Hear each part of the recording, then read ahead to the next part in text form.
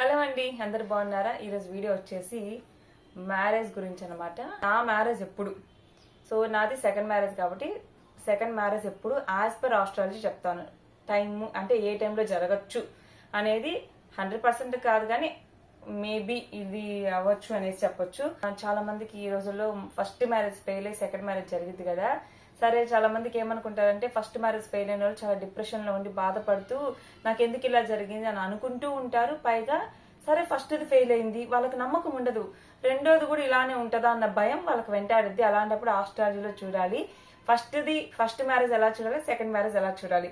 ఆస్ట్రాలజీలో first marriage ని ఇప్పుడు కూడా 7th హౌస్ ద్వారా చూస్తారు. నేను ఆల్రెడీ చెప్పాను కదా, 7వ ఇంటి ద్వారా చూస్తారు. అంటే లగ్నం నుండి 7వ ఇంటి ద్వారా చూస్తారు. ఆ 7వ ఇండ్లు బాగుంటే మ్యారేజ్ బాగుంటది, లేదా బాగాలేకపోతే మ్యారేజ్ ఫెయిల్ అవ్వడం, డైవర్స్ అవ్వడం, లేకపోతే ఎప్పుడు ఏదో సమస్యలు ఉంటూ ఉండడం జరుగుతూ ఉంటది. సరే, మొదటిది ఫెయిల్ అయింది కదా, రెండో సక్సెస్ అయిద్దా లేదా అని ఎలా తెలుసుకోవాలంటే సెకండ్ మ్యారేజ్ కోసం లగ్నం నుండి 9వ ఇల్లు చూడాలి. ఫస్ట్ మ్యారేజ్ కోసం 7వ ఇల్లు దాని అధిపతిని చూస్తాము, సెకండ్ మ్యారేజ్ కోసం 9వ ఇల్లు దాని అధిపతిని చూస్తాము. మీకు ఎగ్జాంపుల్ నేను ఎలా చెప్పాలంటే, ఇప్పుడు ఫర్ సపోజ్ నాకు మ్యారేజ్ జరిగింది 2020 అక్టోబర్ ఆ టైంలో జరిగింది కదా. అది ఎప్పుడు తెలుసా, జాతకంలో మీకు వింశోత్తరి దశ అని ఉంటది. వింశోత్తరి దశ అంటే మనకి దాని గురించి నేను సపరేట్ వీడియో చేస్తాను. మనం పుట్టినప్పుడు చంద్రుడు ఉన్న రాశి, చంద్రుడు ఏ నక్షత్రంలో ఉంటే ఆ నక్షత్ర అధిపతి దశ అనమాట.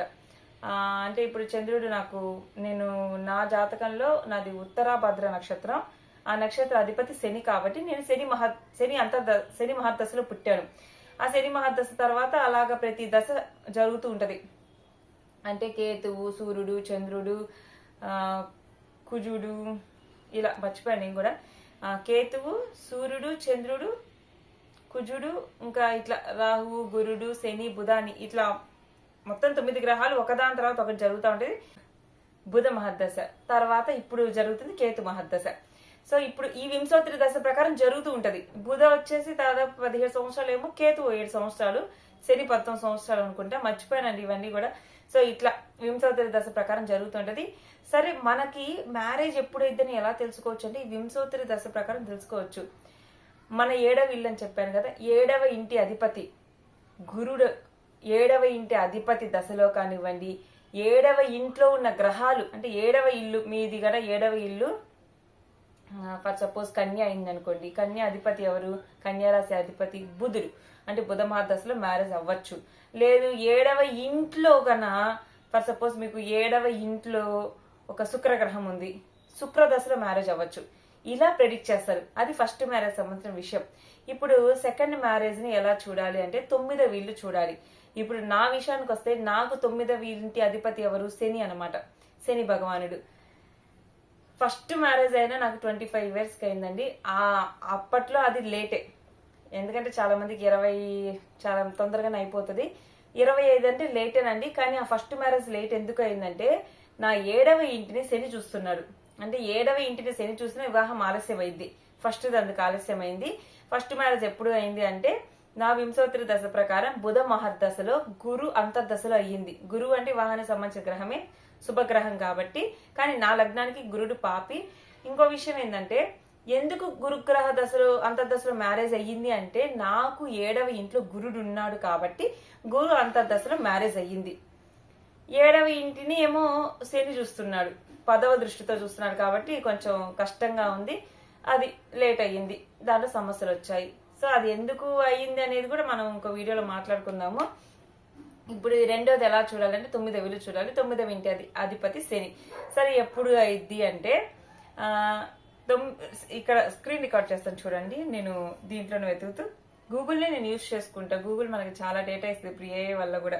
రెండవ వివాహం చూడండి, వేద జ్యోతిష్య శాస్త్రంలో రెండవ వివాహం ప్రధానంగా 9వ ఇంటి అధిపతి, 3వ ఇంటి అధిపతి లేదా 2వ ఇంటి అధిపతి యొక్క మహాదశ లేదా అంతర్దశ కాలంలో సూచించబడుతుంది. ఇప్పుడు రెండవ వివాహం ఎప్పుడు అయింది అంటే మనకి ప్రధానంగా ఎప్పుడు అయిందని ఎలా చెప్పాలంటే 9వ ఇంటి అధిపతి, 3వ ఇంటి అధిపతి లేదా 2వ ఇంటి అధిపతి యొక్క మహాదశ లేదా అంతర్దశ. అంటే ప్రతి దశది మహాదశ రాలేదు ప్రతి గ్రహానికి, ఎందుకంటే ఏదో మళ్ళీ అది రావాలంటే ఇంకా జన్మ తీసుకోవాలి ఇంకంతే. కానీ అంతర్దశ అయినా క్యాలిక్యులేట్ చేస్తాము. అంతర్దశ అంటే ఇప్పుడు 9వ ఇంటి అధిపతి ఎవరు, నాకు శని. నా జాతకంలో శని అంతర్దశ ఎప్పుడు వస్తుంది అనేది దాని టైం నేను చెప్తాను చూడండి. అంటే నాకు 9వ ఇంటి అధిపతి శని. సో శని మహర్దశ. మీరు ఇప్పుడు ఎన్ని అర్థం అవ్వాలంటే మీకు హౌస్ ఆ ఇంటి అధిపతులు తెలియాలి, చాలా తెలియాలి. కానీ నా గురించి ఇంట్రెస్ట్ ఉన్న వాళ్ళు పాపం తెలుసుకోవడం కోసం చెప్తున్నా. 9వ ఇంటి అధిపతి ఎవరు? నాకు శని. అంటే శని అంతర్దశలో సెకండ్ మ్యారేజ్ అయ్యిద్ది. ఇది ఫస్ట్ది కాదు, సెకండ్ది కాబట్టి 9వ ఇల్లు చూస్తారు. 3వ ఇంటి అధిపతి నాకు 3వ ఇంటి వృషభ లగ్నానికి 3వ ఇంటి అధిపతి ఎవరు? చంద్రుడు. చంద్రుడి దశలో అవ్వచ్చు, అంతర్దశలో అవ్వచ్చు. తర్వాత 2వ ఇంటి అధిపతి. 2వ ఇంటి అధిపతి అంటే బుధుడు. అంటే బుధుడు, చంద్రుడు, శని ఈ అంతర్దశ కాలంలో అవ్వచ్చు. ఇంకోటి ఏంటంటే గోచారంలో గురుడు అనేది శుభగ్రహం, వివాహానికి సంబంధించి శుభాలన్నిటి కారకుడు కాబట్టి గోచారంలో కూడా అంటే ప్రెసెంట్ ప్లానెట్స్ తిరిగేది కూడా ఇప్పుడు గురుడు శని వచ్చేసి మీనంలో ఉన్నాడు, గురుడు వచ్చేసి మిథునంలో ఉన్నాడు. మిథునం నుండి కర్కాటకానికి ఎప్పుడు వస్తాడు? రేపు జూన్ 2 ఏమో వస్తాడు. రేపు జూన్ 2 కర్కాటకంలోకి వచ్చాక అక్టోబర్ 31 దాకా గురుగ్రహం కర్కాటకంలోనే ఉంటది. కర్కాటకంలో ఉన్నప్పుడు ఇప్పుడు శని ఎక్కడ ఉంది? మీన రాశిలో ఉంది. కర్కాటకం నుండి కౌంట్ చేస్తే మీకు ఈ బుక్ చూపిస్తాను ఆగండి. నిన్న వీడియోలో కూడా కనిపించలేదు కదా. ఇప్పుడు ఇదిగో చూడండి. ఫర్ సపోజ్ ఇప్పుడు ఇది మిథునం కదా, ప్రస్తుతం గురుడు ఇక్కడ ఉన్నాడు. గురుగ్రహ సంచారం ఇప్పుడు మే నెలలో ఇక్కడ ఉంది. రేపు జూన్ 2వ తేదీ ఏమైందంటే కర్కాటకంలోకి వస్తాడు.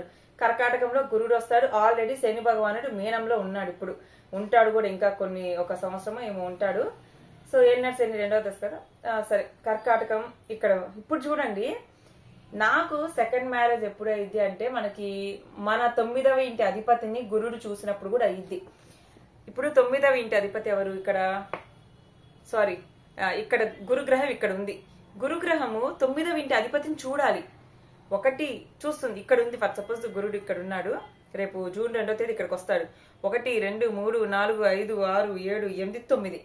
మీకు ఇన్డెప్త్ గా కొన్ని విషయాలు కూడా తెలియాలి. ప్రతి గ్రహానికి దృష్టి ఉంటది. అంటే ప్రతి గ్రహానికి సప్తమ దృష్టి ఉంటది. అంటే ప్రతి గ్రహం తను ఉన్న స్థానం నుండి 7వ ఇంటిని చూసిద్ది. 1 2 3 4 5 6 7. అంటే ఆ ఇంటిని చూసిద్ది. అక్కడ ఏ గ్రహం ఉన్నా ఆ గ్రహాన్ని చూసిద్ది అనమాట. తను ఉన్న స్థానం నుండి 7వ ఇంటిని, 7వ ఇంట్లో ఉన్న గ్రహాన్ని చూస్తుంది. ప్రతి గ్రహానికి 7వ దృష్టి ఉంటది. కానీ శనికి 3వ దృష్టి, 7వ దృష్టితో పాటు 3వ దృష్టి, 10వ దృష్టి ఉంటది. కుజగ్రహానికి 7వ దృష్టితో పాటు 4వ దృష్టి, 8వ దృష్టి ఉంటది. గురుగ్రహానికి 7వ దృష్టితో పాటు 5వ దృష్టి, 9వ దృష్టి ఉంటది. ఇప్పుడు గురుడు శని భగవాన్ ఎన్నో దృష్టితో చూస్తున్నాడు? 1 2 3 4 5 6 7 8 9. 9వ దృష్టితో చూస్తున్నాడు. ఎప్పటి నుండి ఎప్పటి వరకు చూస్తాడు? జూన్ 2వ తేదీ నుండి అక్టోబర్ 31 దాకా చూస్తున్నారు.